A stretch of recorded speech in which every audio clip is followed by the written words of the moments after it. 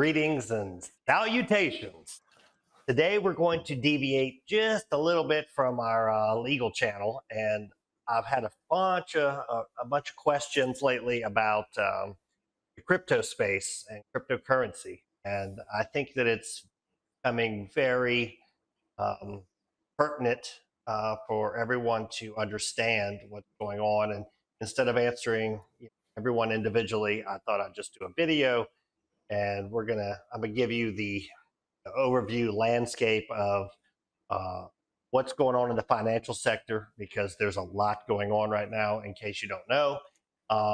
And we'll go over a little brief history of Bitcoin and talk about wallets and changes and all things of that nature, because this is something everyone's going to have to know here moving forward very, very soon. And I just figured it would be advantageous to tell everyone what I know about it. And I brought Nick on. This is my friend Nick. It's my friend Nick. He's living over in Tampa at the moment, but him and I have been in the crypto space since pretty much it got started. And so we've seen a few of the. Well, this will be our third bull run coming up here. It goes in 4-year cycles in general. So they'll have a 1 year that everything goes up, and then 3 years of sideways until it doesn't. Until it doesn't. And and that may be changing. It may not go in 4-year cycles anymore. Who knows? But we're going to tell you what we know, and just so anyone that's thinking about getting involved in it, doesn't mess up, because there's some things you can mess up and very injure yourself if you're not aware. And so I just want everybody to know up front, this is not financial advice. I'm not here pushing cryptocurrency. I'm not pushing any coins. We'll probably talk about some, but I don't want you just to go out and buy it because Nick and I talked about it today. Okay. There's ways to go about this, and we're going to try to explain as much as we can in the time that we have here, and just to give you a general overview and the minimum you need to know to begin entering the space if you choose to. So the first thing I want to talk about is gold. Gold isn't typically very volatile. It's pushing 3,000 at the moment, which is indicative of the world being unstable. I've pretty much seen enough to know and firsthand accounts that the U.S. is currently flying in gold from all over the world, and particularly London. Whether it was lent out to them or leased out to them for some reason, or it's part of the COMEX, I don't know. So the COMEX, so they've artificially suppressed gold and silver prices through paper. They trade paper ETF, and they might trade, I forget what the numbers are, but they trade 10 times the amount of gold that they have in reserve. So if anybody if anybody was trading that gold and wanted delivery of it, at some point, I think what's going to happen here is someone's going to demand delivery of too much gold, and they're not going to have it. It's going to expose them for what they are. I don't know when that's going to happen or how it's going to happen. Maybe Bank of America decides, hey, I'm trading all this paper and I want delivery, and it's going to expose them for what they are. And you're going to see the price of gold and silver go up when that happens. It's going to freak out and say, oh, we don't have enough gold and whatnot. So we may have our catalyst for that movement very soon with Trump and Elon hinting at a possible live stream Fort Knox audit. I can't wait. Right. And so this is my speculation that they're flying it in to put it back in there. Right. So it's literally on commercial flights. Every commercial flight from London, there's a couple tons of gold that they're flying back to repatriate. Some say it's because of the tariffs or whatnot. I don't think that's has anything to do with it, but it's possible. There's no real way to unravel exactly what's going on back there, but we do know that they're flying in gold. So, and Elon goes do the audit or whatever. If the gold's there, great. If it's not, there's even a bigger problem. And I think anytime there's kind of a mood of distrust in a country or society, assets like these generally tend to go up.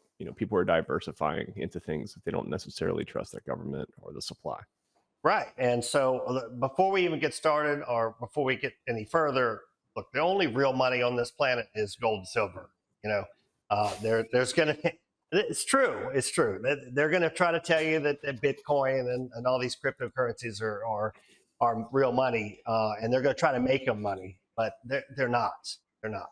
Gold and silver is really the only. So everyone's, from what I hear, all the big central banks have been buying gold for some time, bringing it back to their country. India got all their money back from all their gold back from London, and et cetera, et cetera. So the word on the street is there could be a revaluation of gold. What you don't know, the gold coins, 1 troy ounce, is valued currently in the U.S. on the books $42.22. It's been reevaluated a couple times. I think it started at 25, it went to 35, and then 42. Why they value it so low? Well, probably because it was the spot price at the time, which is probably 70 years ago, last time they reevaluated gold. But if they do this, it could have a lot of ramifications, but it can also bring a bunch of money to the treasury. So it's very likely that we see the revaluation of gold. And Well, and if that would happen, there would be more trust in the Treasury Department, and potentially bond selling would increase, and we'd, yeah, have an easier yeah. time printing money. Yeah, and we do, we definitely have a deficit of trust right now. So I think Trump is looking to gain everyone's trust, and so maybe that's what it does. But if he, for instance, for every $4,000 they revaluate gold up, they have $1 trillion in the treasury that's liquid. And so I'm not saying that this is going to happen, but if they were to value gold at like $142,000 an ounce, it would pretty much eliminate the $36 trillion worth of debt. I think that's completely not going to happen, but it could. I mean, it could. I have no idea. And so just wanted to give you that little background on gold and silver, what's going on, because it's going to be pertinent as we go into the crypto space. Because what they're doing with crypto is called tokenization. So what from what I can tell, the plan is to tokenize every asset on planet Earth. They'll probably start with derivatives and gold and stocks and whatever else, but it's going to get around to everything. Once you tokenize it and put things on the blockchain, which we'll hear described in a minute, but the blockchain is unerasable. Once you're on the blockchain, you're never getting off. It's kind of like a Facebook page when you're 10. You just can't delete the pictures you put up there. So with that, let's do a brief history of crypto and Bitcoin, and let me start, and then I'm gonna let Nick fill in the gaps here, and then Nick has a lot of technical knowledge about things we need to get into a little bit later. But essentially, a white paper was published, and a white paper is basically, your idea of what the coin you're creating is going to be. Describes how you go about it. Bitcoin, for instance, the white paper was written by a guy named, a pseudonym, I would imagine, Satoshi Nakamoto. No one knows who this is at that time for sure. I think things are starting to uncover right now that maybe we have some idea that it might be. It's pointing towards Jack Dorsey, which yeah, I'll show you. I'll show you what the evidence is here in a little bit. But he founded Twitter, and they're pointing fingers at him at the moment. So I don't know if it's him or not, but some mystery guy published this white paper. He got all these coders involved, and he organized all of Bitcoin and started it basically remotely without ever meeting anybody.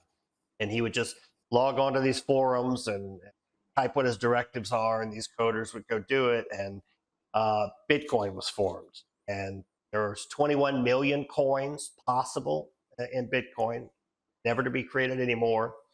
And initially, they were all unmined, right? So they had basically to mine a Bitcoin, computer has to solve some complex mathematical algorithm, and once that is complete and the work is verified, they release a Bitcoin to the computer or computers that collectively mine the block.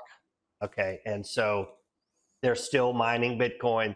What year does it stop, Nick? Do you remember? I think it's like 2140 or something like that Yeah. is the estimated date.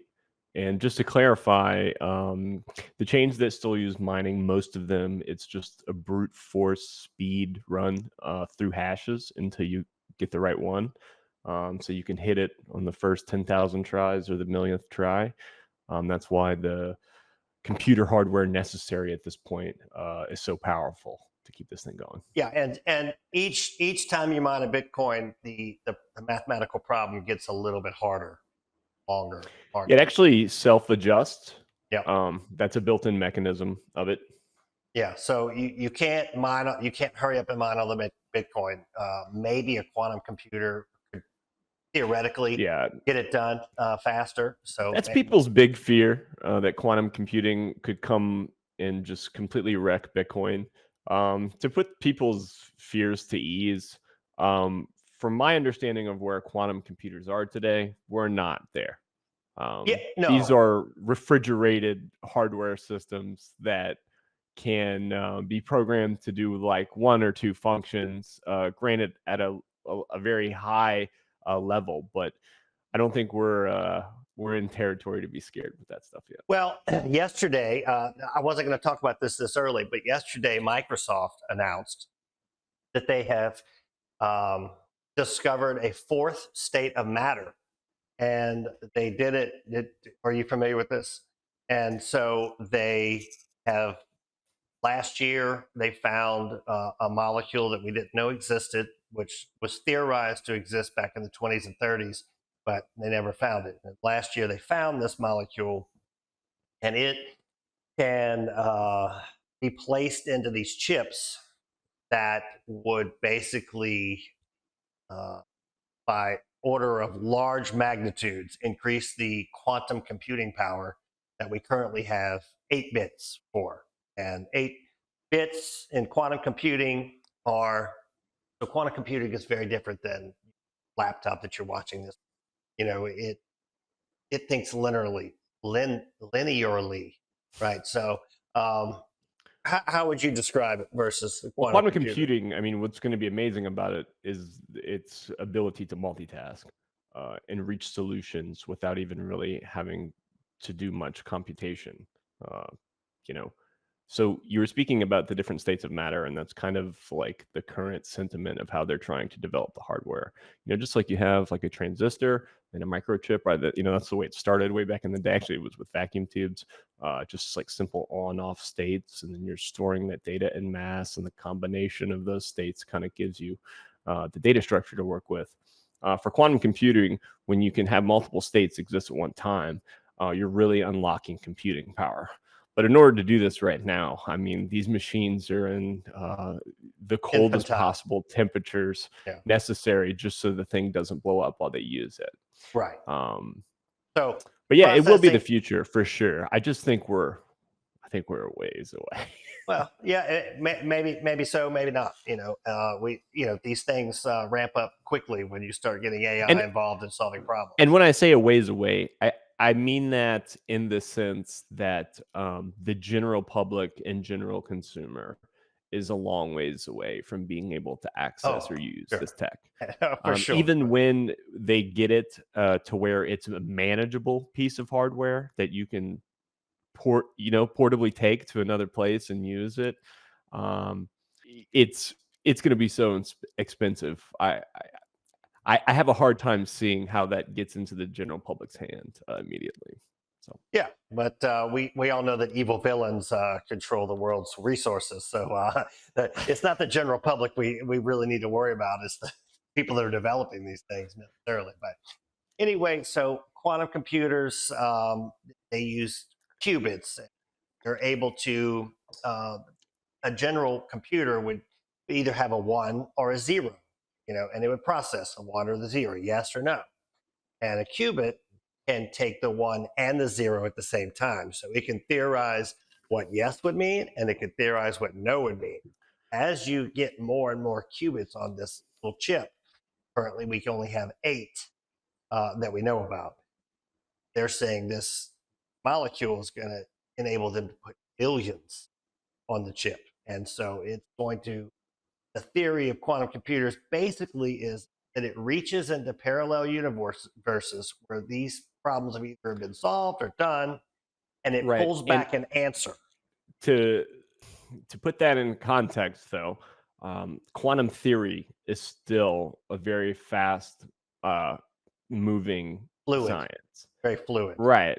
Like there are a lot of actual physicists who say it's all bullshit. And then there's a whole nother half of the community that's fighting to keep the research on it going.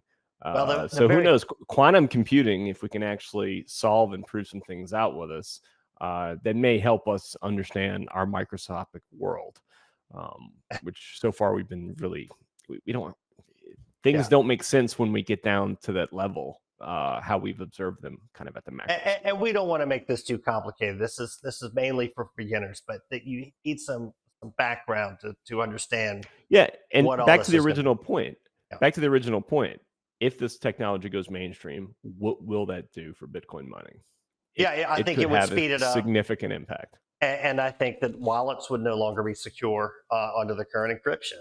These are Oh, well, nothing would be secure. Yeah. right. Exactly. Privacy is over, basically. Okay, so we've given you a little history of Bitcoin. Anything else you think we need before we get into, like, say, you're talking about? No. And Yeah, I think we're so, good. I'm just, crypto, I think the main point is that crypto has survived the test of time.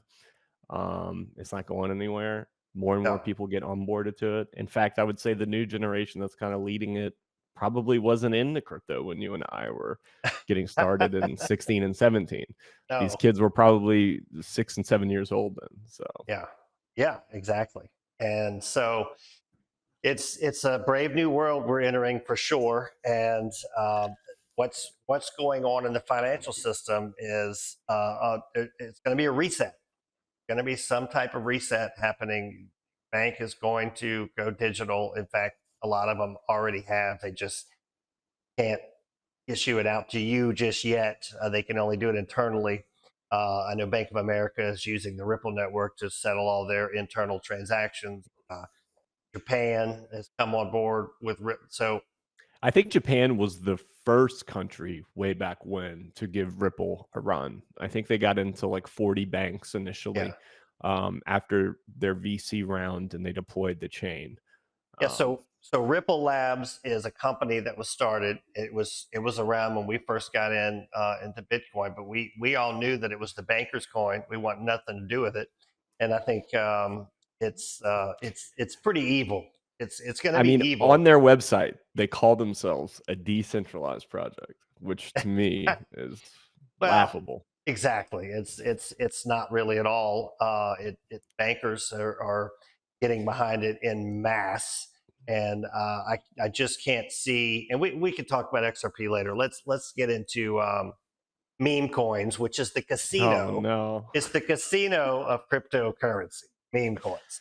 So if you all recall the news here, Trump just launched a meme coin. Melania launched a meme coin, and I'm gonna let Nick tell us about meme coins and his experience. I think he's created some, and he understands what exactly is going on here, and it's not great. Well, so meme coins are kind of the natural progression of how people envisioned what we call DeFi, which is decentralized finance. It also plays into what you were saying earlier about a tokenized economy. So where we are now with meme coins, these chains, Ethereum, Solana, Base, BNB, they're mature now, and people are building. They're building applications on them, and most of these applications are in the form of literally just launching a token. And now the tools are getting so good. Finally, I just want to take a step back. When we first started getting into crypto, we were purely trading on speculation. A company or a project or a foundation would literally like tell you their roadmap, but in 9 times out of 10, that roadmap was never going to come to completion, and they were eventually just going to dump the coin on us. So now that Ethereum and And Solana, describe what dumping the coin means. well, back then, the average investor didn't have access to the pre-sales when these chains were launched. So millions of dollars were raised because back then you had to submit to exchanges. The exchange would have to fund the liquidity pair for you, so there could be market making. Um, and now these chains have kind of grown up. People have developed applications where now we're seeing things like, especially in Solana, you don't even need your own capital to create a one-to-one liquidity trading pair. So what that means is anybody with $5 in their Solana wallet can go to a website such as pump.fun. They can name the token. For that website specifically, it's always 1 billion tokens. And then from there, they launch the token, and something called the bonding curve is made. And this is essentially a crowdfunding feature where if so many people buy into this coin and they stack the liquidity, once it hits a certain threshold, the coin will bond. And now it has irrevocable locked liquidity that somebody can't just yank out of the pair. And now people can begin trading the coins.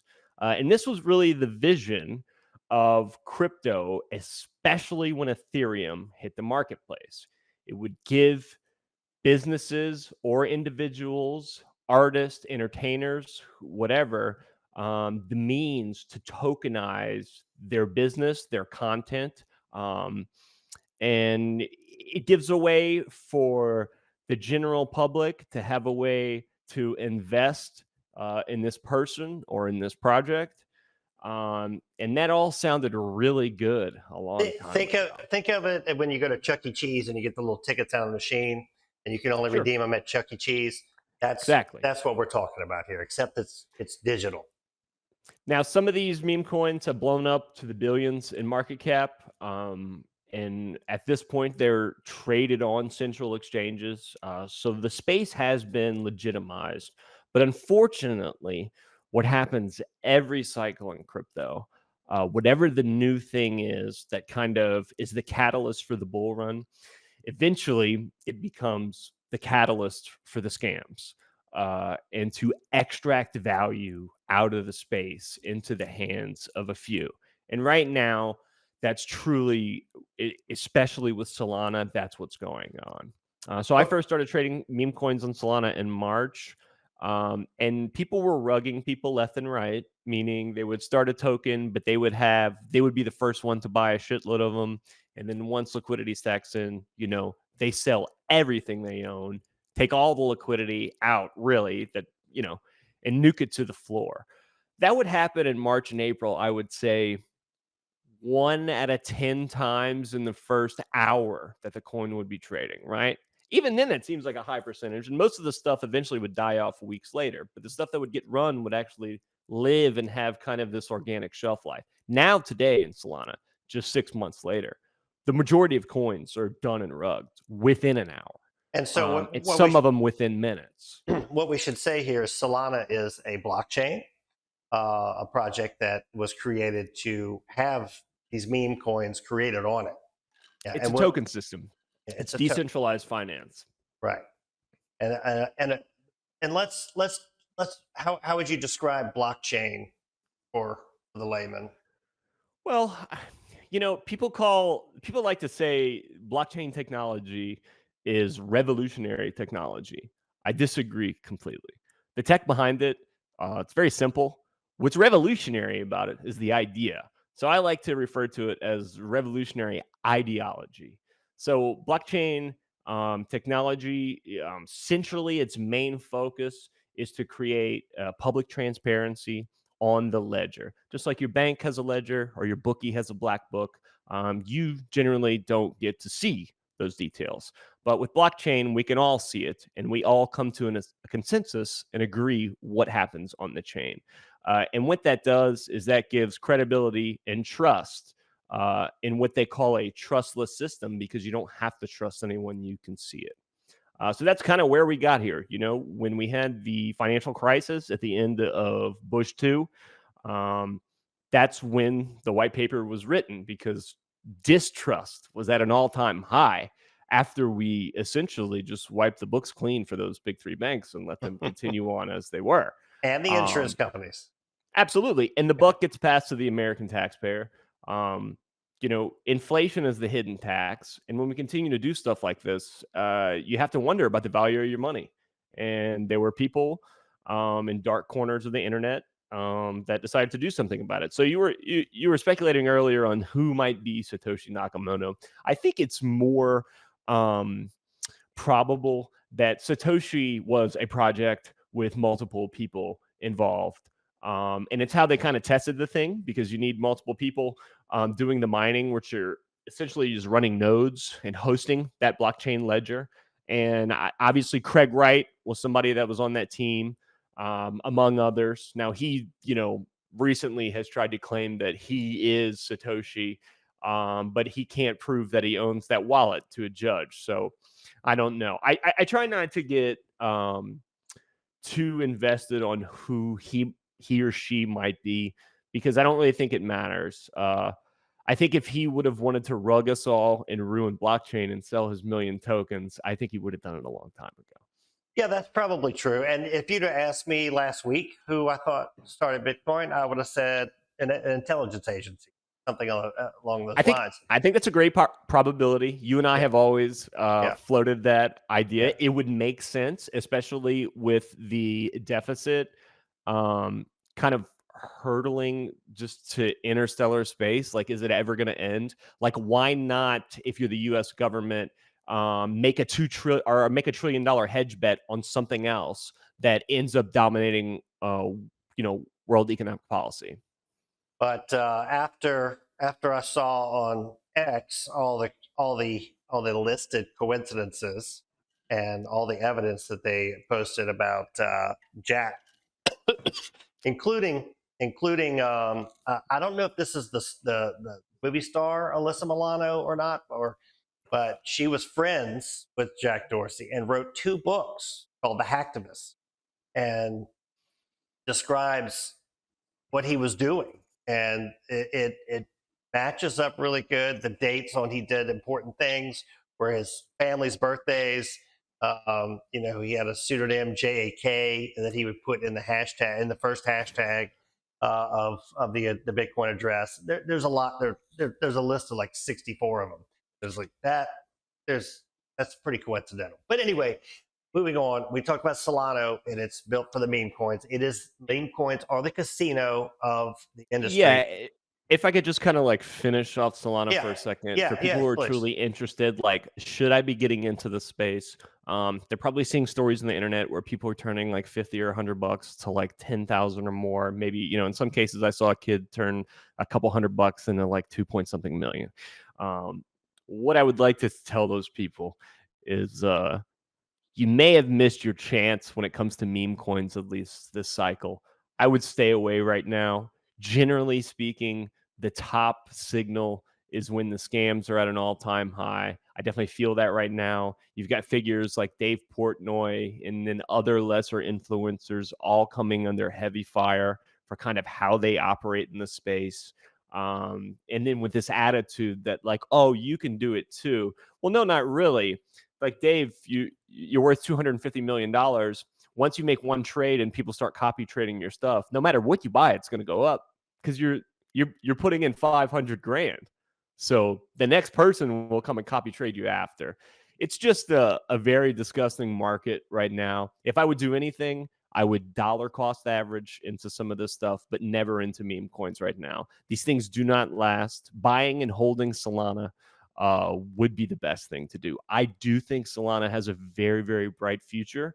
And Solana, much like Ripple, is not as decentralized as they kind of purport to be. But I think in their case, it's really helped them. Their foundation is doing stuff that other chains aren't. There's something called the Solana phone.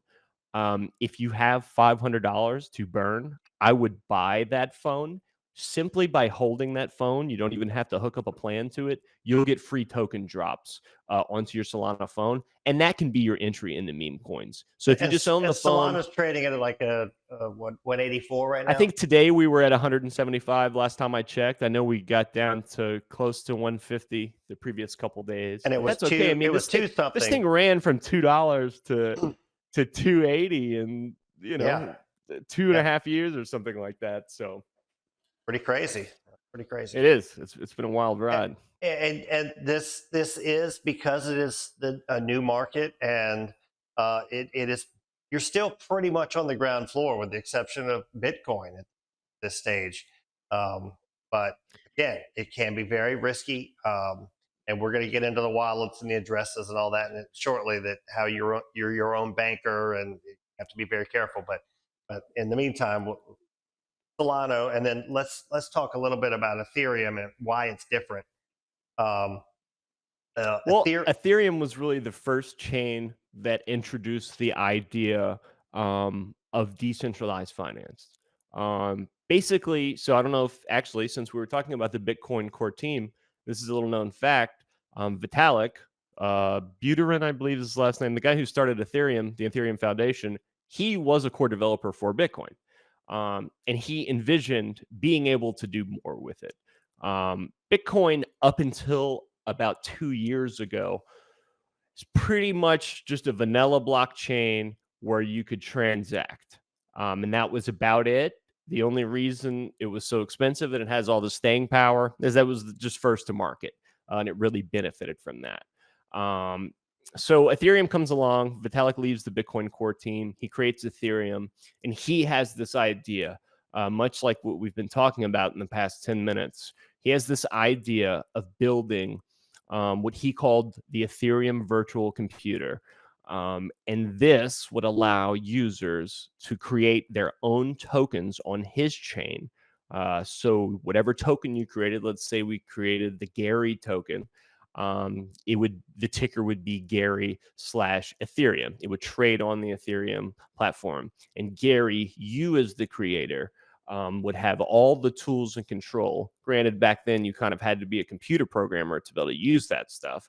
But to create your own token, set the, if you set up your own liquidity pair for it, you'd be setting rules through smart contracts and things like that. Although in the beginning, it never was really used for meme coins. In fact, I don't think that would come until a couple years later. But instead, people were trying to figure out, well, what else can we do with it other than just send it to each other, right? So if you remember, Crypto Kitties was the first thing that hit Ethereum. Yes. And it was essentially the first successful launch of an NFT series.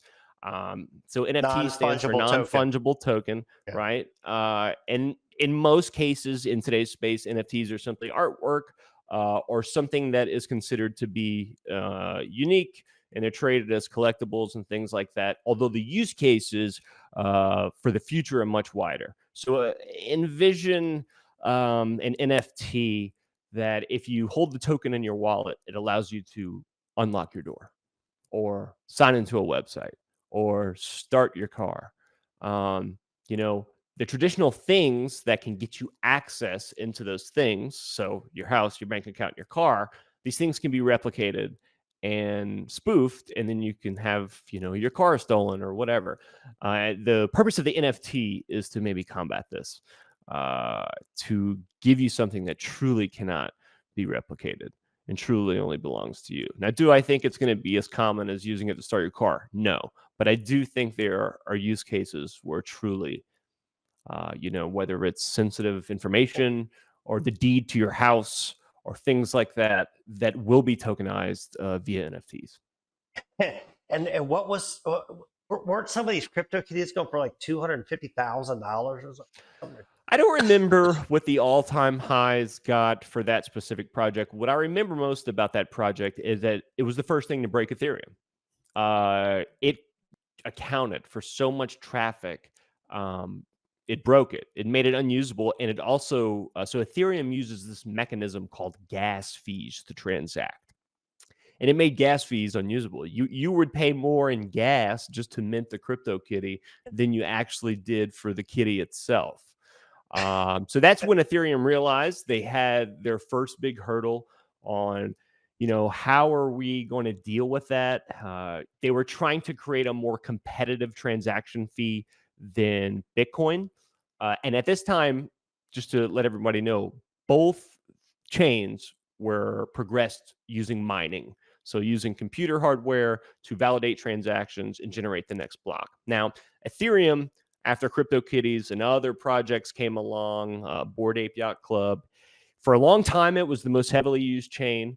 But with the mining consensus mechanism, they really could never figure out how to get the fees down. And it kept a lot of people out of Ethereum because no one wants to spend $20 as a fee that doesn't even count to what they're buying or trading or transacting. And if you have to spend sometimes between $20 and $50 every time to transact anything, it really makes the whole thing unusable. So Ethereum moved to a different model.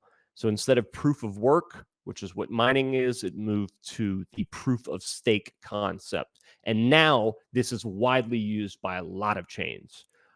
So basically, if you would like to benefit on the chain and collect fees, you just have to hold a certain amount of the crypto and you stake it into a computer server, and then that server is a validator. So anybody with, I think 32 Ethereum is the minimum for a node, which will probably run you about 130 grand or something. Anybody with $130,000 can run their own Ethereum node and collect fees.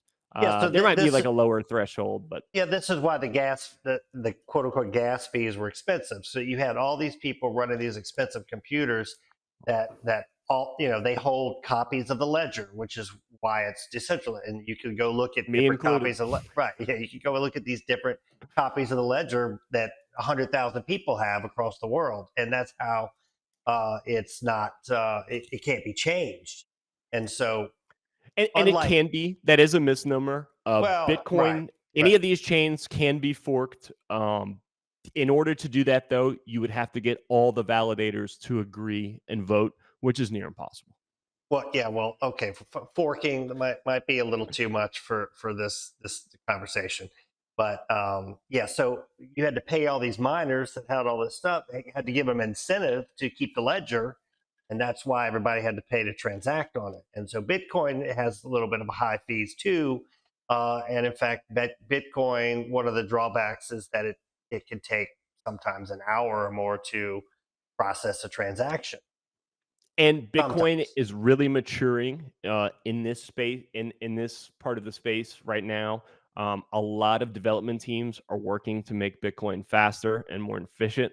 Obviously, the Lightning layer was the first one to give that a crack. And basically, they're just operating like a brick and mortar bank on top of Bitcoin. So to use Lightning, you just have to have some Bitcoin already in your wallet. And since there's all this Bitcoin already staked on that layer, they're just swapping numbers now, just like how your bank works. In fact, a lot of these new staking solutions, that's kind of what it is. If the money and the capital is already staked on the chain, it's very easy to transact instantly or in seconds because you're just swapping numbers. You're not actually having to send and confirm. So that's really, I was a huge person who opposed when Ethereum wanted to drop mining. I thought they would alienate the people who were supporting the project because at the time it was either the miners or the people who were buying the NFTs. Those were the two biggest people supporting Ethereum. But now that I've seen these other chains come along and mature, like Cardano, Solana, and things like that, they all kind of work on the same proof of stake mechanism. It works. You send money to somebody on Solana, it is there before you can even open your wallet to check it. Yeah, Generally. and the crypto space, you can think of it like cars, like unleaded fuel and diesel fuel. Like Ethereum might be the diesel, and Bitcoin is unleaded fuel and different I would different. swap those, but yeah. Well, yeah, whatever. So, but I would call one, Bitcoin diesel for sure, and yeah, okay, I would call Solana and Ethereum and high-powered gasoline sports yeah, cars. and some coins don't work on other networks, and so it's you have to decipher all that out where when you want to buy a coin and how you want to get a wallet and whatever. Let's move to stable coins and then Okay. privacy coins, and then we'll talk about you know, then we can go into the transactional coins. But Yeah, so stable coins, yeah, stable coins are like instrumental in kind of how all this has worked. And it's no these stable coins are no different kind of from the crypto projects. They're just backed by better morals. Usually, they have been some rugs in the stable coin space. Luna is probably one of the most famous ones.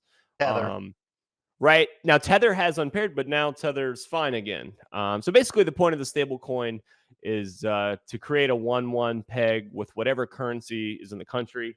Most commonly, every stable coin is probably going to be US, since US still has some sway in the globe.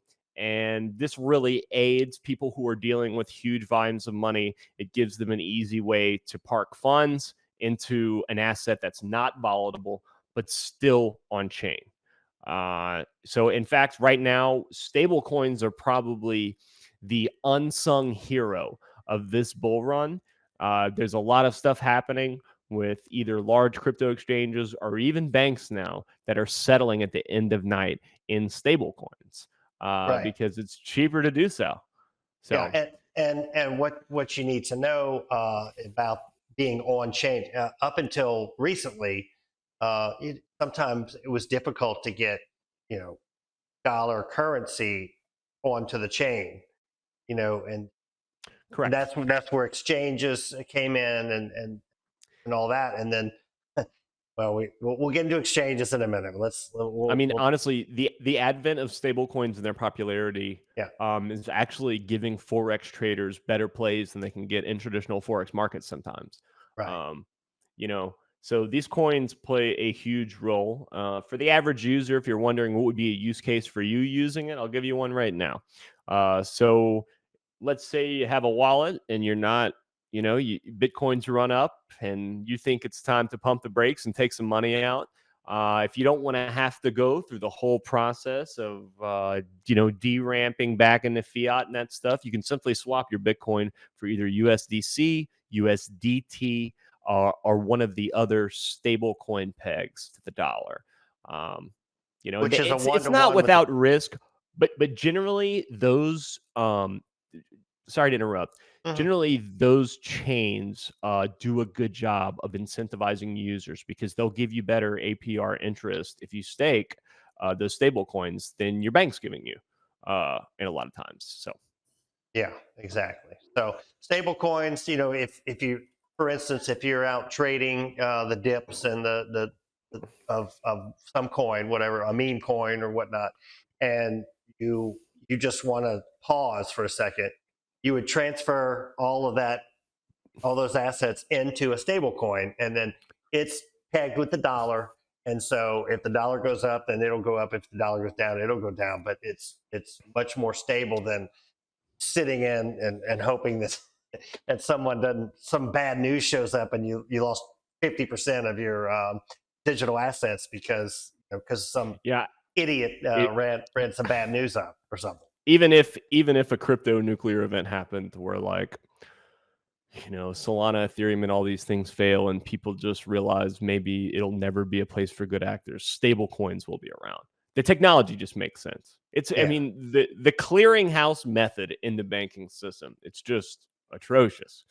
Um, and the same thing with international wire payments and stuff. It's just there's so many people that make money in those processes for no reason. I really think stable coins is going to help eliminate a lot of that. Yeah. So let's move to privacy coins. Um, Oh no.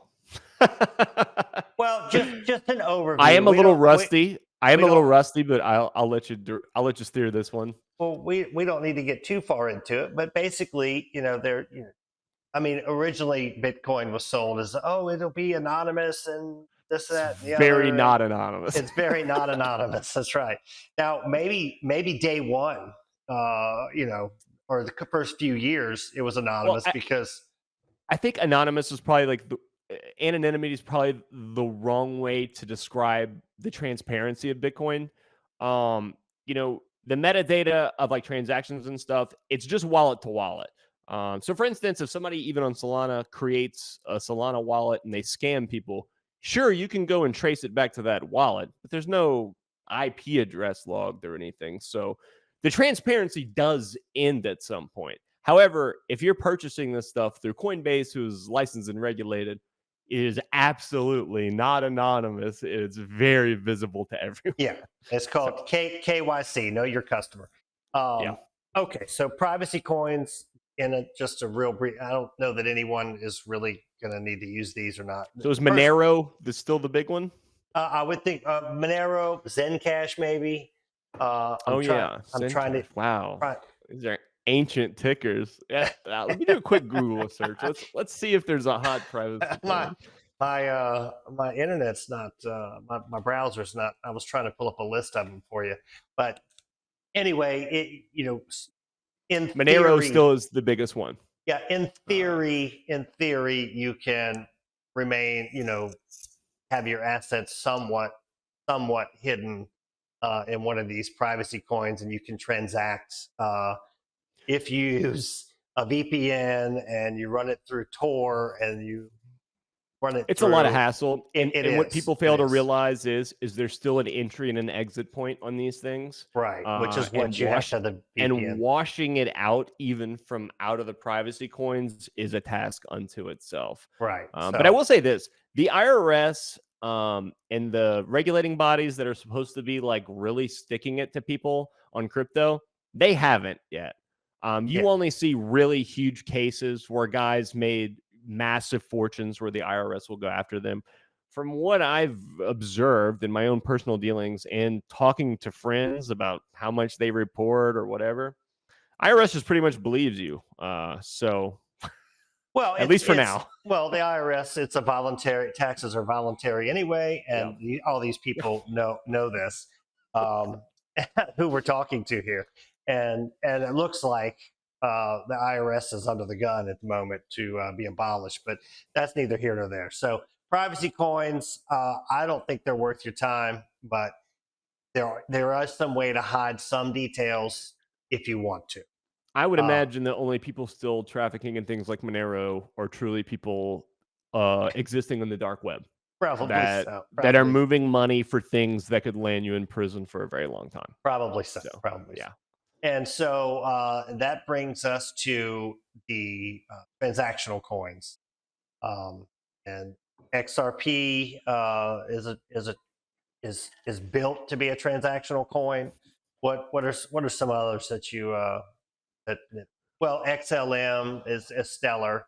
They Yeah, and Stellar's a good one. yeah, I would say that the only one that's worth talking about right now is Ripple, which is XRP. yeah. We kind of started the conversation talking about them, but it's a VC backed project, and their whole goal was to kind of talk about what we've talked about with making settling interbank, outer bank, all instant and flawless. So Ripple's had a nice run And up in cheap price. and cheap. Correct. So every transaction is fractions of a cent, which does make it the cheapest chain Yeah. there is to use. Um, when it comes to Ripple, though, I have huge questions for them. Well, sure. Um, yeah, and you and I have talked about this, Gary, before. So just to back up, Ripple has had a huge gain. It lagged behind the Bitcoin bull cycle, but I would say about 2 months ago, Ripple went from 50 cents to $3, which seemed like overnight. So it lagged behind the Bitcoin cycle, and then it came chugging along. And this is all predicated on news about American banks finally starting to give Ripple a try.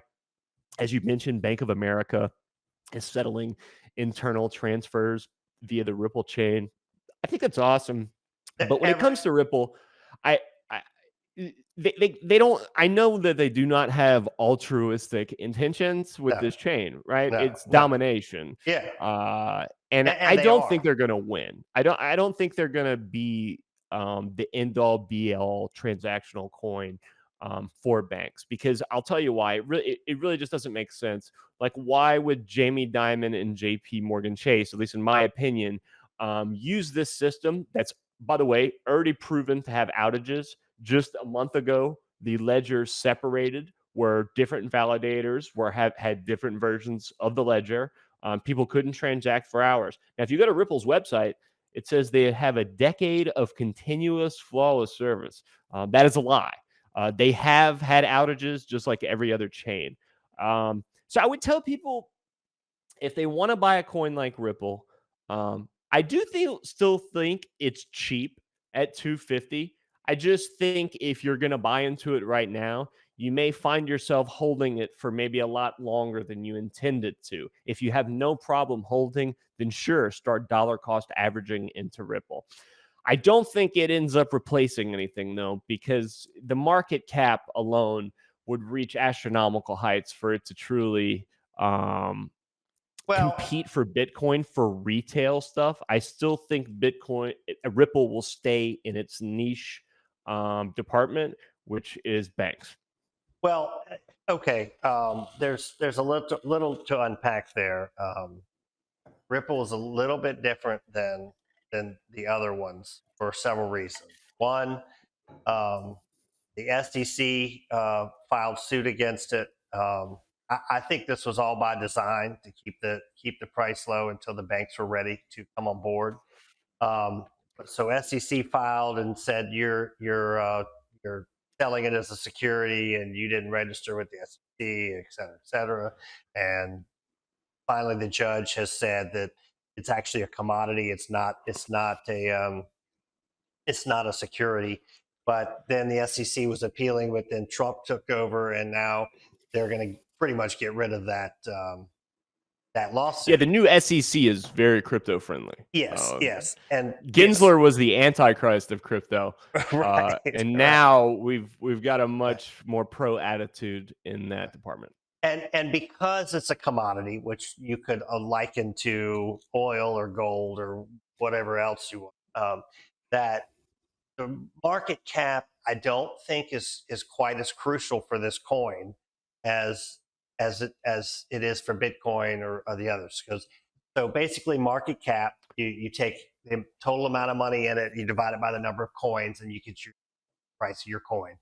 And so, the market cap of XRP is, I don't know, I can't I The don't only remember what it So the is. market cap of XRP, I'll tell you, Yeah, and it's like the fifth largest coin. when you The look only that reason I up, bring up the market cap, is yeah. because people have this idea that anything can run from $2 to what Bitcoin's at right now. That's why I bring up that number. Well, sure, yeah, Because it not every cannot. coin can, not every coin can. Right. It depends on the Here's supply. here, and this is what I want. So it's What 150 billion market cap right now. Okay, And just okay, for comparison, yeah. Bitcoin's market cap has been at about 2 trillion now for 2 months. Yes, okay. So what I want to tell people about this XRP thing, because I've got this is the most I've gotten questions about from private individuals.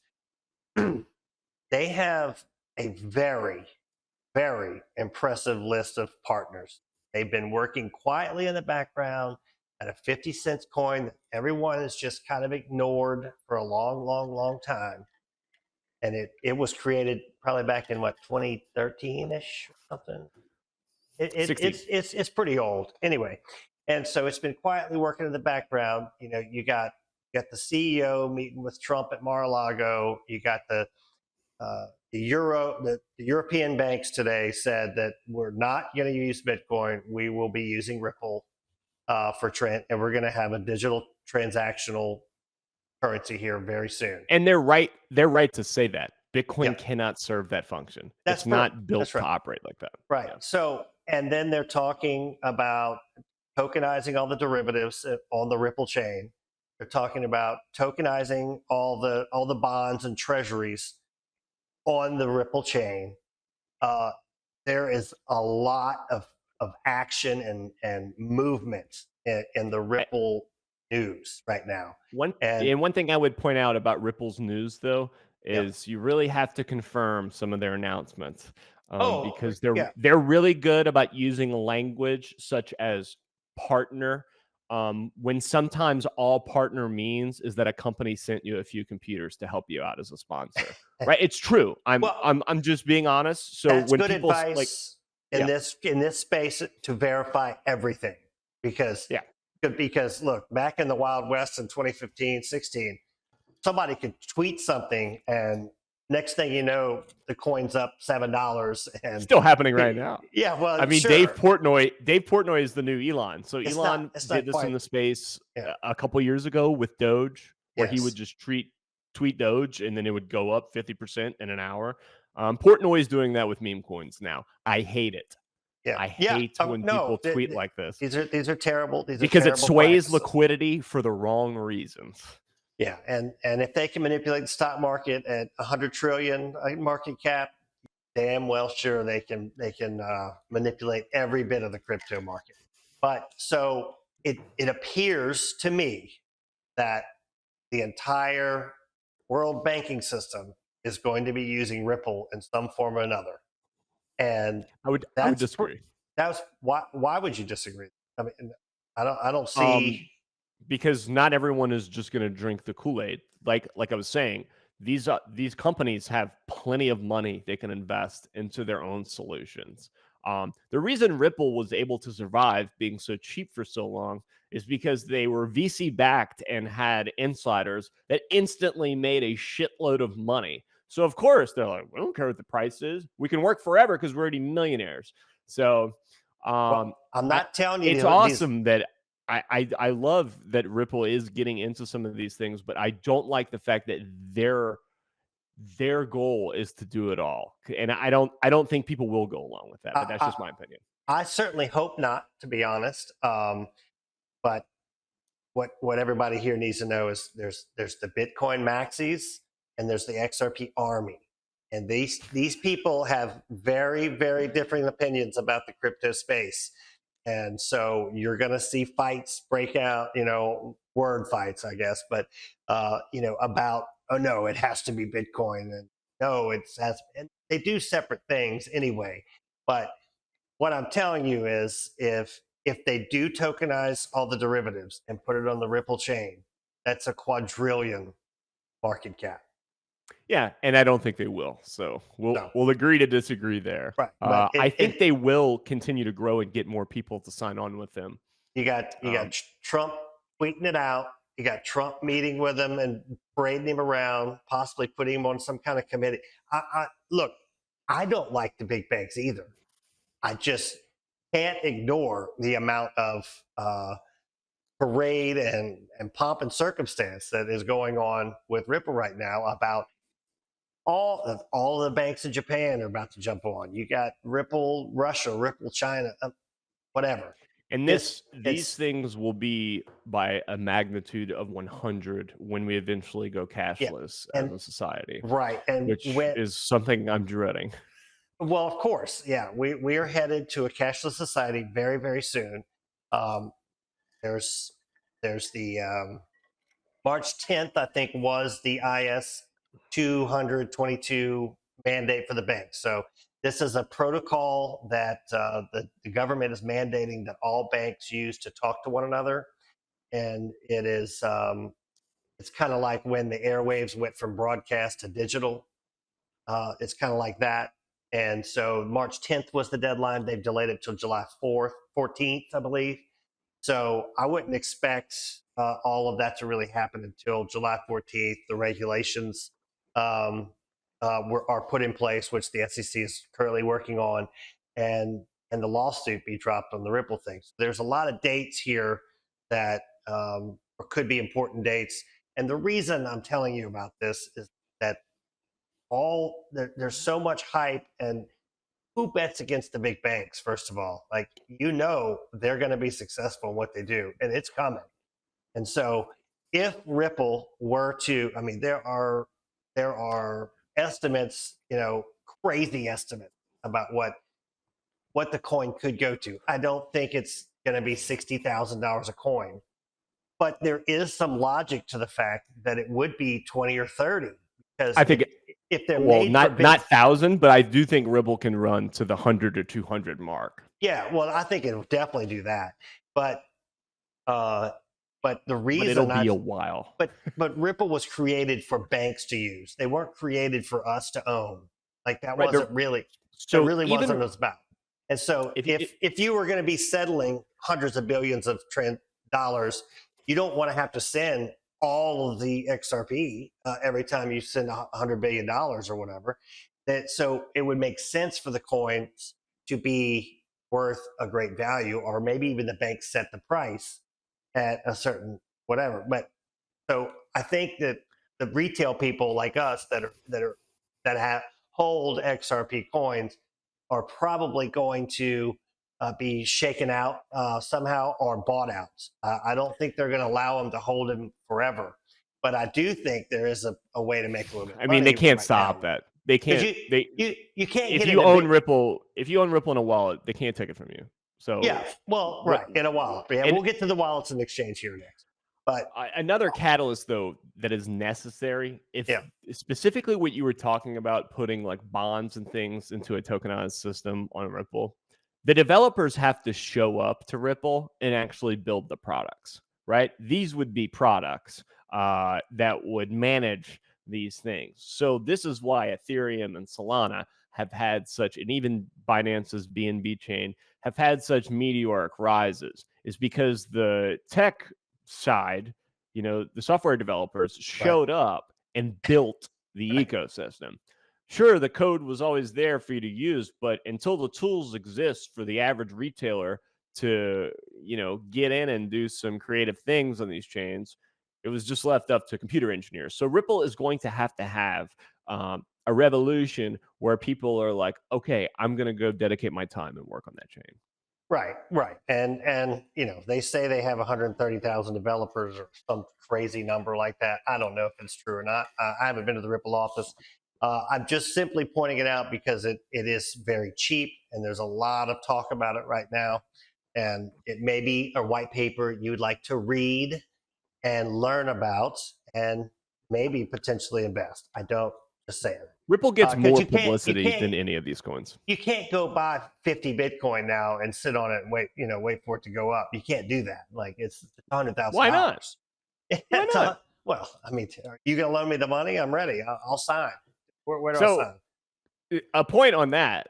The reason I think we still have such a long way to go, two things. Boomers end up still very skeptical of this space. So either one of two things can happen. Time can pass and boomers start getting more comfortable with crypto, or time will pass and the new generations continue to become adults and are adopting automatically, once they are adults. But for the boomers, I've only been able to convince one person to truly make a sizable investment. My girlfriend's mother, I convinced her about a year and a half ago to get into Bitcoin and a few other things when Bitcoin was sitting at about 17,000. The rest is history. And Yeah. she invested with a sizable amount of money. And now her retirement outlook is a lot better. Okay. So I will always agree with buying Bitcoin and holding it. Yeah. Bitcoin, if it's not going to zero, it's going to 1,000,000. And if it's going to 1,000,000, it's going to infinity. Yeah. That's I agree. It's either going to 1,000,000 or it's going to zero. Yeah. One of those two. And I don't think it's going away. There is some background talk about reasons why it would, but we don't need to get into that here. Let's talk about exchanges now. So an exchange, much like call you, back in the day, you would call your stockbroker and say you want to get in this, whatnot. But it's all kind of self help here now. And these were your market makers. Yeah, and so they're exchanges where they have large exchange, they have small exchanges, and they have DeFi exchanges. And so the large exchanges, something like Binance or Coinbase, are going to have the major tokens.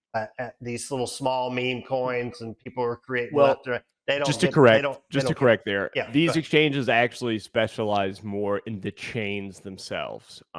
In order to get a token listed on one of these exchanges, the token truly has to reach a critical mass in terms of market cap, which very few do.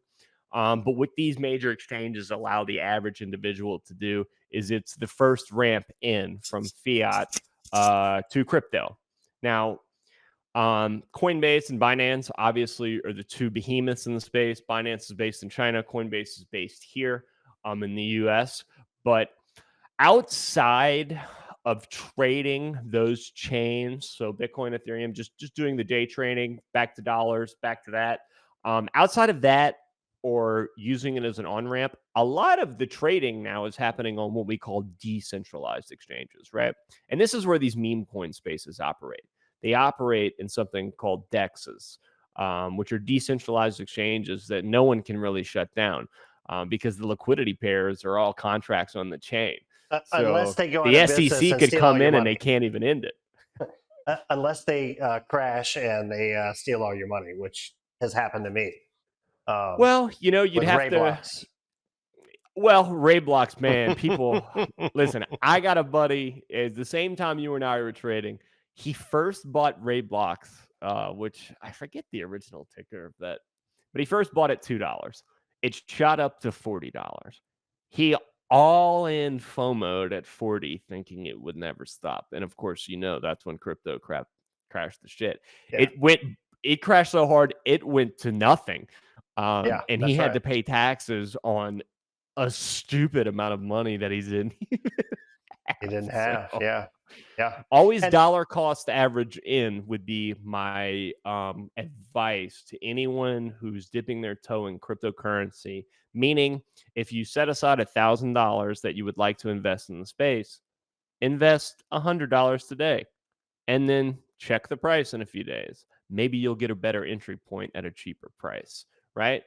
Or maybe is it goes up and you still keep buying. But that it's a safeguard from situations like that, yeah. where my buddy made a great investment in the beginning and then he decided to double down and truly, destroyed all of his gains. Yeah. So when you get in, if you decide to get into the space or whatnot, you're going to hear, rumors from this. Oh, you're going to know somebody that, this new coin's coming out, and you might be trading on Coinbase. Well, it's not going to show up on Coinbase because it's a brand new coin, and you're going to have to go find another exchange where it is and be able to buy it. And then maybe it makes it to Coinbase, maybe it doesn't make it. Now, And that's usually where the average investor stops in terms of effort. yeah. Like if somebody has to turn a VPN on, have a certain wallet extension, and then go into a site that's operated in Kazakhstan, typically that's the turn off. Not for me, but for the average investor. And that's kind of, that's kind of as an industry as a whole, they're trying to get better at. But specifically, our securities and exchange laws are kind of what makes some of that stuff the way it is, right? Yeah, and the reason we know about this is because we've done it. We've gotten the VPN just and yesterday. we've gone to the right, right. And so, just a warning. You're not going to be able to find every coin on every exchange, and you can't always exchange one. Like Bitcoin doesn't pair with some certain coins, so you might have to exchange it into something else to buy this or that, whatever.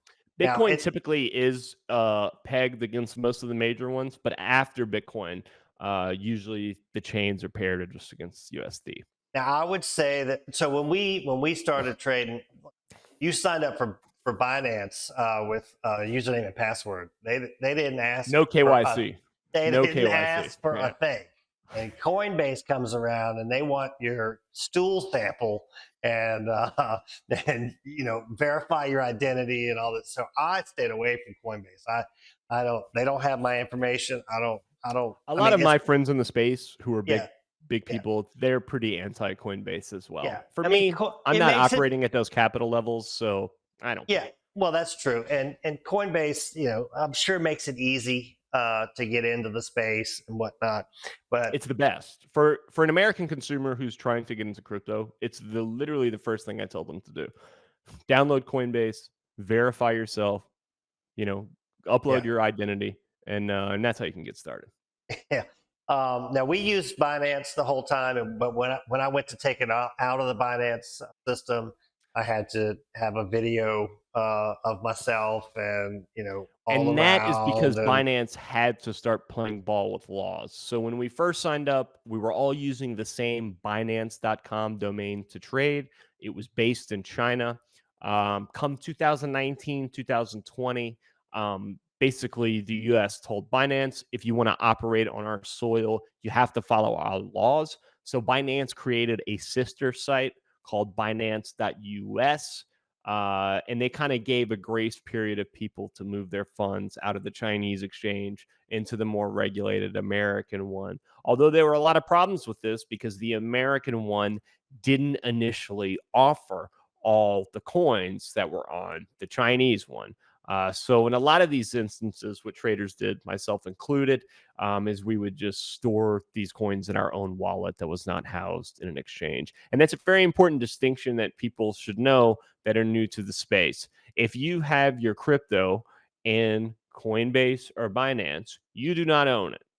correct. Much like a bank account, you are simply a signatory holder. That's what you own on the account, but those aren't your assets unless they're in a wallet that you manage. Right, and we're Because going to get Coinbase or Binance could go illiquid, and because I guarantee you, more the Bitcoin, Ethereum, and Solana that are trading on the exchanges, more of it's traded than exists in the holdings of the company.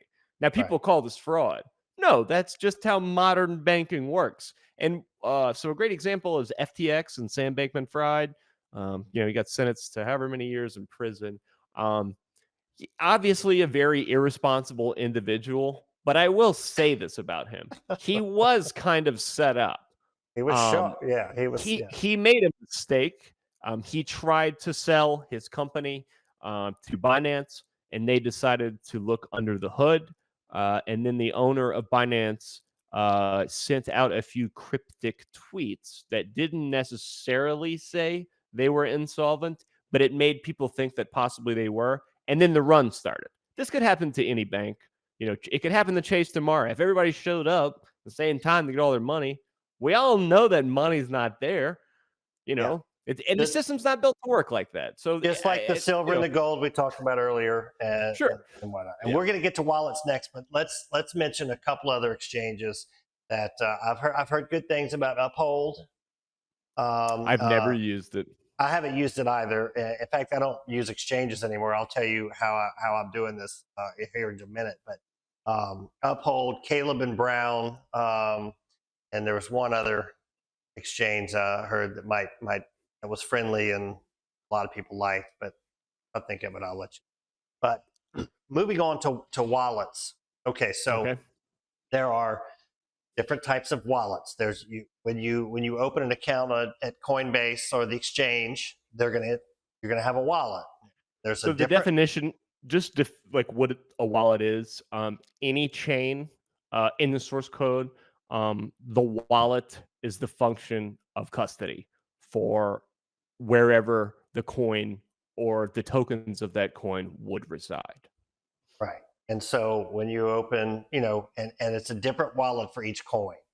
So Correct. so Bitcoin won't go into an Ethereum wallet, and Ethereum won't go into an XRP wallet. And if you try to send your tokens there, it will just bounce back. It won't go through. Um, Correct. And when you have an account with Binance or Coinbase, it very conveniently gives you a wallet for any asset they list, and you can transfer seamlessly from in their exchange and out of their exchange back in internally, stuff like that. I think the future for some of that stuff is to get away from the very long hash addresses for these wallets, because if I want to send you Bitcoin, right. you have to send me a very long alphanumeric, essentially what looks like a hash to complete the transaction. I think the future is more like having a wallet management system where you're using your email address or something that is easily readable to the average person.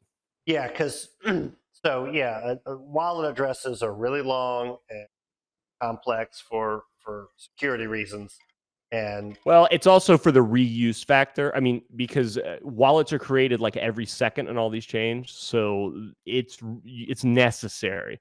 You right, know, right, I mean, the empty wallets that exist that will never be used again. You know, you want to talk about pollution or space debris or something. I mean, one day I can't wait to just see how many empty wallets exist across all chains that'll never be used again. yeah. And there's a lot of lost passwords to Bitcoin wallets that people have 10 Bitcoins in, and they'll never ever ever be able to retrieve them ever. And that's 'Cause actually kind they of great for the space because it makes it more scarce. well, it So does. It does. But you don't want to get into trying to write down a big long hash and type it out because you're gonna send it to the wrong address. And yeah, and most guess of this what? stuff, by the way, is It QR code. You can use a yeah, QR code instead they're of making that. it they're making it Yeah, easier. It didn't used to be that way, but you don't if somebody if 10 Bitcoins showed up in my wallet um, because I'm someone sent it to emptying a it wrong into address. another wallet and well, disappearing. well, of course, of course. But you don't know where it came from. It could just show up, and somebody sent it to the wrong address. And so you are your own banker. You send it. Bitcoin transactions are not reversible. Cannot be taken back. Can't. There's no clawback situation here. It is once it's gone, it's gone. And that You other said something person, that is so essential. You said you are your own banker. And I think yes, that's kind of the spirit of the entire space, yes, especially on the DeFi platforms, hmm, decentralized finance platforms like Solana and Ethereum. Not only are you your own banker, you can be your own liquidity provider to another person.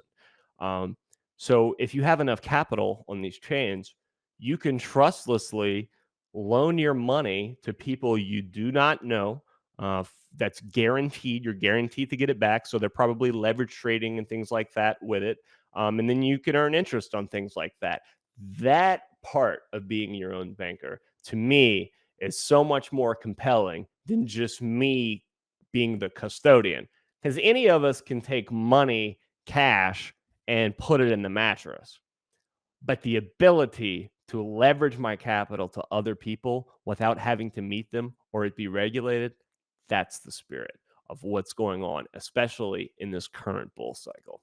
exactly. And so, what you need to know about wallets is all crypto resides on the blockchain. You don't take possession of it physically ever. What you do take possession is the keys to unlock that part of the blockchain. And so that's what's stored in your wallet. If you leave your crypto on an exchange, such as Coinbase, these wallets are not as secure. They're called hot wallets. Hot wallets and cold wallet. There's a cold storage and a hot storage. Now, any wallet that is on your phone or connected to the internet in any way is a hot wallet, Correct. and it could be vulnerable to an attack.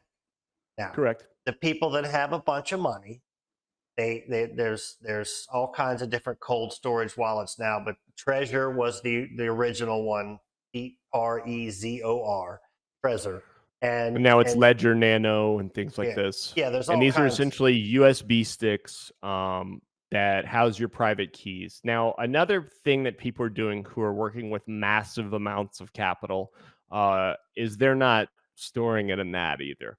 So there are companies out there. Actually, Coinbase does this service. They do custodial service for corporate entities. But a friend of mine works at another really great company called Fireblocks, which is based in Israel. And they have like a super villain layer type setup where their wallets for their clients are stored in a server room that's, I think, quite literally in a mountainside volcano or something. The guards at the doors, the whole thing, even to get in there, two keys at the same time type bullshit. So those services are truly emerging for people with massive amounts of capital. And I would trust them Well, I don't know. To say I would trust them more than my ledger, it would only be in the spirit of they have the security and the infrastructure to truly prevent attacks. Because, by the way, Ledger and Trezor have had hacks where people have gotten their cold wallets drained. It has happened. Well, It's yeah, I been mean, very rare for anything could those happen. companies. They've done a really good job with it, but it anything is still vulnerable if you have to plug it into a computer at any time. And specifically with the older generation, sorry, baby boomers and up, you guys don't have a great filter of what not to click on the internet. And typically that's how your stuff gets compromised. You've clicked a link that you shouldn't have clicked. And now that person potentially has put in malware on your computer that is looking for activities like the stuff we just described. Exactly, exactly. So I was fortunate enough. I went to a Bitcoin conference in Austin early on, and I met the developers of a wallet. It's a hot wallet. It's not a cold wallet, but I was able to ask them all the questions of security and everything else. And this is the wallet that I chose. So I'm not too familiar with all the different wallets out there. There's a ton of them. Some I would absolutely not use, and like blue wallet. I don't think that's a great thing. Bread is for something maybe walking around. So Bread, by the way, Bread is owned by Coinbase now. They don't exist. Coinbase Okay, bought them out. okay, okay. Yeah. Well, So bread Bread was no a. longer exists. I Yeah. really liked the wallet. It worked really As did well. I. Yeah, Bread was my favorite like intermediary yeah. wallet. It's something you'd put it. Specifically if I'm like gambling and like offshore, this is before sports betting was like Right. legal in the US. If you wanted to be better here, either you had a bookie or you used an offshore site, and the offshore site dealt in crypto. Well, if Yeah, you would withdraw that money straight into Coinbase, Coinbase would flag you and close your account. So you would have to use yeah, kind of an intermediary wallet, like a hot wallet, like Bread. yeah. I would say Eh, like the most popular wallets right now, out like that don't include the Bitcoin chain. It's going to be like Phantom Wallet, MetaMask. Even I think they're still in business. And these wallets operate at an individual level if you have like the app on your phone. But if you're a person who uses the desktop computer like myself, they operate in the fashion of a Chrome extension. Are they safe? No, but they're really convenient.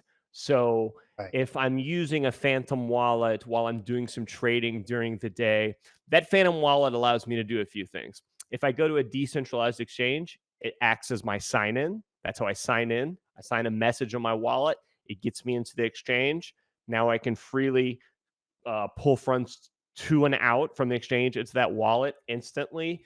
Um, and that's where the wallet situation kind of sits in terms of what people I think are using hot wallets for right now. Eh, and Other so Yeah.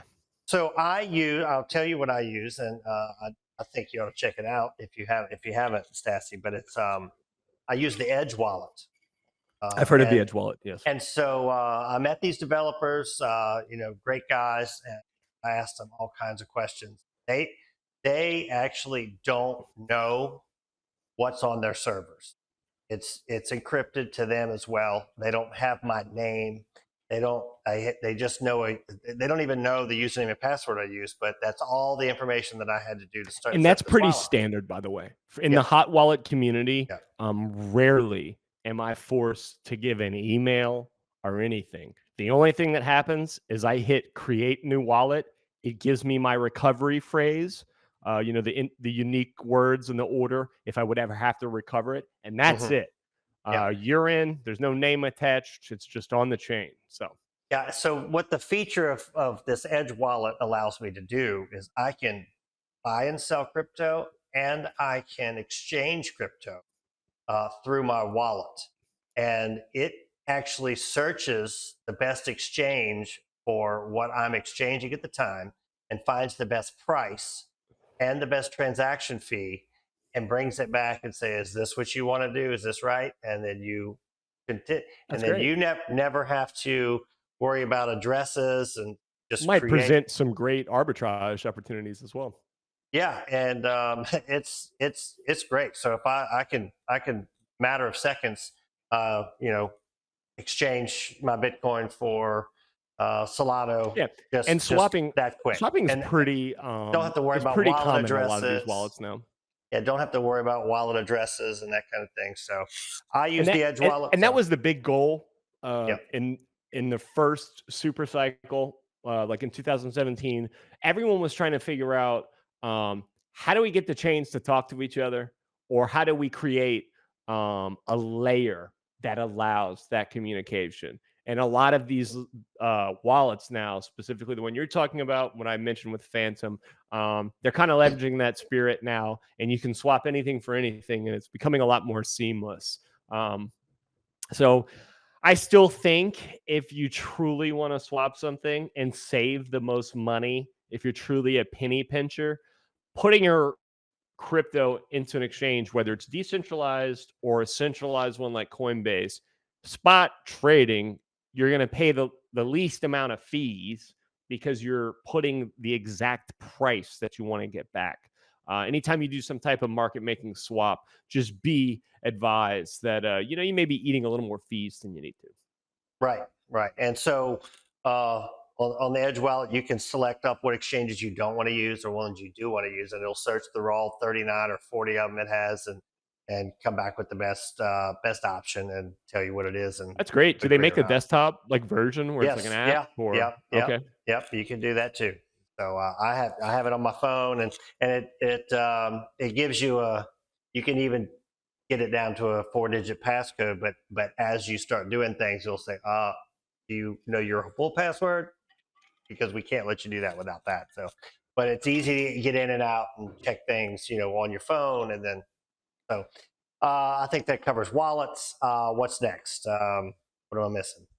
I don't Changes, know. wallet. I think Just my final sentiment to people would be to be very careful right yes. now. If you want to invest right now, be cognizant of the fact that we just ran all the way up to these numbers on this stuff. And as I was mentioning earlier, usually the signal for the top is when scandals and scams start coming to the present, to everyone's attention. And because what this means is that retail investment, new money has slowed down. So now people are getting more creative how to keep extracting value from people with less, even though there's not new money coming in. And it feels like that's what's happening right now. Now, we'll say this is the most crypto friendly administration we've had. He's talked a lot about it. Granted, he doesn't really talk in the details I would like, but Trump's not one for that anyway. So who knows? Maybe the whole space breaks out of its cyclical nature, and maybe we just kind of continue trading sideways and then eventually up again. Personally, myself, I don't have a lot of holdings right now. I'm not confident that we're going to keep going back up. For me, I kind of want to sit and wait, see how this administration goes, and see what happens with the retail investor. If the cycle proves true, maybe we have another run where it blows off the top and Bitcoin goes like to 120 or 130. But I think we could easily see really sharp declines after that. One thing to remember, you know, crypto is not a self sustaining thing yet. That is the ultimate goal. Right now, people still trade crypto to make US dollars. Eventually, they have to sell it back if that's their goal. So I would tell people, if you're new and you want to invest, take my advice and dollar cost average in.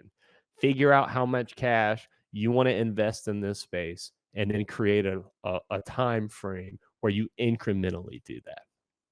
And when you get in, have an exit strategy too. Sit down Or and don't. I mean, or hold, if unless you're you're going gonna to hold it forever. if Unless you're you're holding gonna it forever. buy, I will say this: Bitcoin specifically. The other ones I would always have exit strategies, but for Right. Bitcoin, buy Bitcoin, forget about it. Once Yeah. you've got capital to work with again, buy it again, Yeah. I forget mean, about it. Bitcoin is Because the because eventually safest. what you can do is leverage the worth of that, let's say a decade from now, and you can just borrow against it. You won't have to sell or liquidate, and you can have kind of like a revolving a liquidity line, let's say that you have with whoever manages your money. So let's say you have an Edward Jones investment account, they'll set up the same type of thing for you. You know, if you have 300 grand in assets, they'll give you a checkbook for 100,000 or something, you know? Yeah. Um, And so let me just I'm going to tell everybody what I have done. I've had everything in Bitcoin for the last since the last bull run, or since I got back from South America, and uh, it was sitting there, and I I see regulations coming out from the SEC. They're asking for them. You know, please give us the regulations, because none of the banks are want to get involved. The banks want to hold your crypto. Ultimately, that's what they want. They want to be able to, you know, hold your crypto and make all the staking profits off of them from you. I wouldn't yeah. go that route if you can help it. But when these regulations come out, these banks are going to start offering wallets. They're going to start offering packages for crypto and all this. And this is very soon. This is coming soon. I would say 6 months would be the maximum amount of time before this happens. But the SEC don't. I mean, well, they promised. They've I think promised we that are. they're coming. I think we're close. Yeah. I think 6 months may be a little quick, but sure, I totally see in the future being able to log into your Chase account Well, I and mean, buy Bitcoin. you see the administration You can already do it with pushing as small. By the fast. way, with smaller banks, you can already do it. So I'll give you two behemoths in the space that kind of propel them. Actually, there's really only one great example. Somebody who got ahead of everybody, and that's Cash App. When Cash App Yeah. came out, so yes, they were a competitor to Venmo and PayPal, but they did something immediately. They gave you the ability to buy Bitcoin and send it from Cash App. Cash App is a bank, and they Yeah. allow you to do that. Now, Yeah. Coinbase is also a bank. A lot of people don't quite understand that. It's owned by Right. the Bank of San Francisco, I think, still. Now they're publicly traded, but that's kind of what started their, liquidity seeding. But yeah, I definitely see a future where you log into Capital One or Chase and it's readily available. It's readily available in Venmo now. I Yeah. think it's coming to PayPal, and it's already on Cash App. Well, they Um, just introduced their the real USD. You can pay for things like you can use it like Apple Pay now. So if you have money in real USD, you can so get a I stable do. coin. By the way, Coinbase, I love this feature. Coinbase has a Coinbase card. You can also add that card to your mobile pay device. You can set to spend any crypto wallet in your or USD, whatever you want. So like right now, I think I have mine set to my Cardano bag because I'm not too optimistic that Cardano will keep running up. So I don't mind spending it, right? Because it's already run up. It's doubled in value. So I can go to a restaurant, hand them my Coinbase card, and it instantly converts the Cardano to usable dollars that can be used at the restaurant, and it's feeless. So this is what I've done, and I don't suggest that everyone take my take my strategy and run with it, but I've taken uh, most of my Bitcoin. I've sold it, and I've bought into 5 or 6 other smaller coins. Um, the largest share is in XRP at the moment, because I think that when the regulations come out, I think the banks are gonna start funneling money into XRP, and I think that it's going to go up. Now, is it only going to be eight? Maybe it goes to $8 or $10. Maybe it goes to 100. I have I no think idea. that's realistic. Yeah, I'm not a guy that believes yeah, XRP goes to infinite, but it can easily yeah. And run to I got $10. I got Yeah. in I got in a little under $2, so it was pretty cheap to get a lot of coins. And so if it runs to 100, I'm I'm good. I'm good for a very long time. Okay, but if it doesn't, it doesn't. But everything that I see, like all these banks, if they start moving money into the crypto space, Bitcoin's going to go up to. All these little coins are going to go up to. It's just a lot of money. A lot of money that's going to be flowing into that space, and so I'm waiting on those regulations to come out, and the IS 222. There's only a few coins that are IS 222 compliant. So Right. you can pick a few of those coins, put $100 in them, and maybe they run 10x or 100x or who knows. Maybe they all crash out too.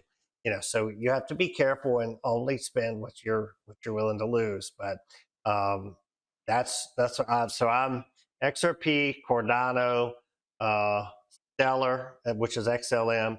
I can't get XDC through my Edge wallet, but I'd like X. I would be looking for an entry on Solana. Yeah, Solana deserves to be sold off. When the whole market sells off, Solana could be trading back under $100, maybe even like at yeah, 50 or 60. I think that would be a great entry point. yeah, Regardless of all the scams that are happening on Solana, the traffic yeah, is undeniable. yeah. It's But being used as much as akin to Visa. Like that's how many transactions per second it can handle. well, exactly. And Mastercard and Visa are on board with Ripple. I mean, I'm not. I'm just I'm just letting you know what all the news is. It's flooding in what's what could potentially happen, and if all of that money happens to go through there, it's going to go. I th- It's going to what's go pretty concerning high. to me about Ripple, I won't I hate it. trash it anymore. I hate But it. there's one other thing that's concerning to me about it is just how heavily controlled by insiders it still is. Yeah, Um, yeah, a lot of it those is. people who were in the beginning, like, and I don't mean like just bought it early. I mean actually owned it before it was even on an exchange because they invested in a pre-sale or something. It's still largely held by those guys. Um, so any type of massive run up could trigger a massive sell off. People who have been holding Yeah, Ripple in hopes of profit have been holding that coin for like 8 years now. true. That's true. Okay. Trying to, keeping the faith. So always remember that for especially for stuff like that, is there's going to be sell pressure if people have been entrenched in positions for, like I said, going on almost a decade now. Right. Yeah. Um, So it's going to run you up know, to $10. Everyone's going to want to take some profit. So it's going to dip, and then yeah, it especially if you may. got it at like 8 cents. Right. Exactly. Exactly. And so they'll take profits, and then it'll fall, and then it'll stabilize somewhere, and then it'll start building back up. That's just the nature of crypto. It's very volatile. So if you're a swing trader, Well, if especially you're a day trader, then you can make a lot of money if you when the market know how to caps do are the at charts. these numbers, Yeah. which are still relatively low for all the chains, if you want to compare their market caps to like the stock exchange, right? When the market caps are that low, more volatility exists. The higher the market caps go, the safer and more stable something becomes. Right. So when we look at Ripple, we're like, wow, it has 150 billion market cap. Well, that's nothing. Bitcoin's at 200 trillion, which is why I think, I don't foresee like a 3 trillion, doomsday not 200 scenario trillion. or 2 trillion, excuse me. Yeah. I don't foresee like a doomsday scenario with Bitcoin, but even at 2 trillion bucks, we could see massive sell off there. Yeah. I will say this. I'm not sure if we're close to the end, but one thing we really haven't touched on, what I think makes Bitcoin especially so awesome, is Bitcoin allows the unbanked to become banked, especially if you live in a country that is either one, heavily sanctioned, and you're not really allowed to move money out of your country or out of your country's currency. They can't really stop you with Bitcoin because as long as you have an internet connection, you can connect to the chain. And number two, if you live in a country where inflation is really a problem, it allows you to store the value of your paycheck. There's not a Chase Bank on every corner, but there is a Bitcoin wallet possibility in everyone's phone, and that is incredible. Yeah, it It is. It that is. that it, Whether it's truly like justice for people who have been unjustly kept out of the new age, new world order, global, capitalistic society that we find ourselves in. It's 2025. and we can argue all day about whether being banked is a good thing or not, but but in this I'm a society, fan of the Fed, by the yeah, way. What? Okay. All right, we're gonna end it there. we're not gonna get into that. Money. Oh my God. Anyway, Yeah, so I'm I half joking. I'm half yeah, joking, but I do think that credit-based monetary policies where things can kind of go crazy, they do have their uses. And by the way, that's why some chains aren't capped supplies. Bitcoin has a capped supply. A lot of these other chains that we talked about, Ethereum, Solana, even Ripple, I'm not really sure on the creation process for Ripple, but it's got these 100 are billion uncapped. coins. Yeah. Okay, so Ripple is capped, but like Solana and Ethereum, they're uncapped. They create more as people keep using and the volume goes up. So there are different use cases for different monetary policies, whether it be in dollars or in crypto. And this is why you need to read the white paper Sure. of the Yeah. coin you want to buy, and see how they manage their coins. Some coins are mined. Some coins are all like fixed supply, started, and it'll never create more. And some were mined all up front, and some are continuing to mine, like Bitcoin. And so all of that has a factor in the scarcity and the price, and it can affect a lot of things. So there's just as much to learn here as there would be in the law. Okay, and you have to be detail oriented and keep things in perspective if you're going to do this. For So sure. And the one thing I would remind people is whenever new projects launch, new coins launch, or whatever, these individuals are essentially trying to raise money, much like a publicly traded company would. Um, and always remember this: once the dollar signs flash in front of their eyes, in a lot of cases, and it's just human nature, they don't follow through with the vision that they sold to their initial investors. And this is called vaporware. And it's still very common in the space. So definitely do your own research, talk to other people. But when you talk to other people, be cognizant of who you're talking to. Because some people just want you to get into something because you're going to be their exit liquidity. Specifically, if we're talking about like these super low market cap meme coins and tokens and things like that. So yeah, and we didn't talk about Dogecoin or anything, which is kind of fun. But I think everybody, if they have questions, I'll try to answer them in the comments if anybody wants that. If you want yeah, to do they want me research to on it, come back. We can do yeah, an in-depth discussion strictly on the state of the meme coin market. I would love to see what happens to the meme coin market about a month from now, yeah. because right now it is such a bloodbath, especially with what happened with the Libra token, where Javier Milei of Argentina initially endorsed it.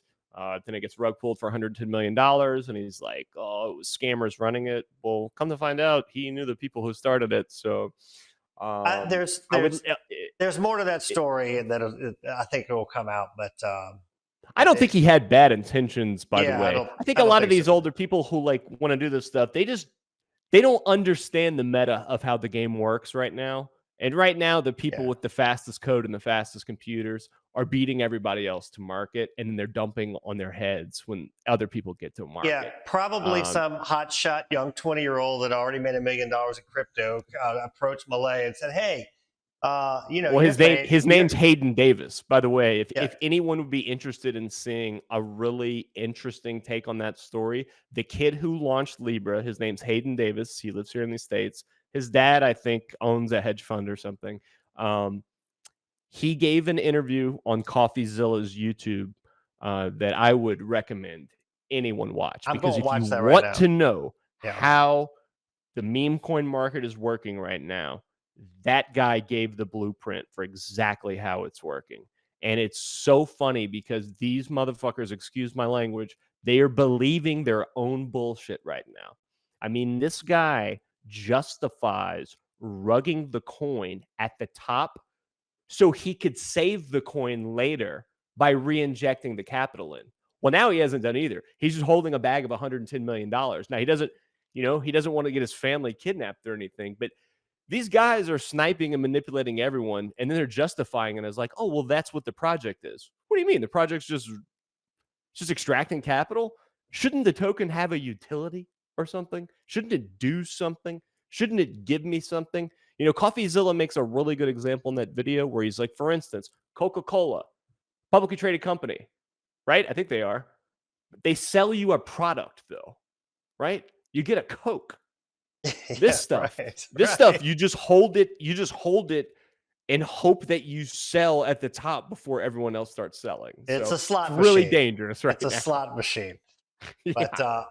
I'll try to monitor the comments, and maybe Nick will too. And so if there's something we can, answer your questions about, we'll be happy to. But like I said, I wasn't coming on here to push crypto on anyone or encourage them to get in, but this is something that we're all going to be dealing with here moving forward, especially with the bank switching over to this thing. And so I figured I would introduce you, give you some background so you didn't have to go do the hundreds and hundreds of hours of research that Nick and I did, getting into space initially. So, I've won and lost 1,000 fortunes in this space. yeah. So I'm getting really good at spotting bad actors from a mile away. Do you mind if I plug something before we get No, off? no, yeah, sure. Go ahead. So, my father and I did a podcast a couple years ago before he took a corporate job in tech here in Tampa. He would like to bring it back. So the name of the podcast is My Ass is Burning. Should still be on Spotify. And I think we'll have a new episode about a week from now. So you can find us on Twitter, My Ass is Burning. We have a lot of followers on Truth Social, actually. My dad's a Fox News guy. So you can find us there and anywhere podcasts are. My Ass is Burning. There you go. There you go. And I think we have a podcast project we're supposed to get to, huh, Nick? We need to get into it. You Well, we I want to be able to do other things other than just the law if I'm gonna do this.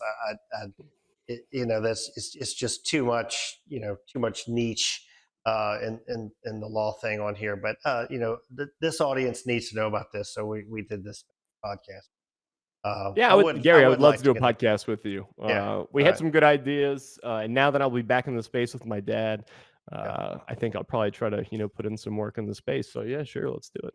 I like it. Well, thank you for coming and sharing your time and knowledge with Thank you us. for having me. Yeah, of course. And if y'all want to see more things like this, let us know, and I'll see what I have time for.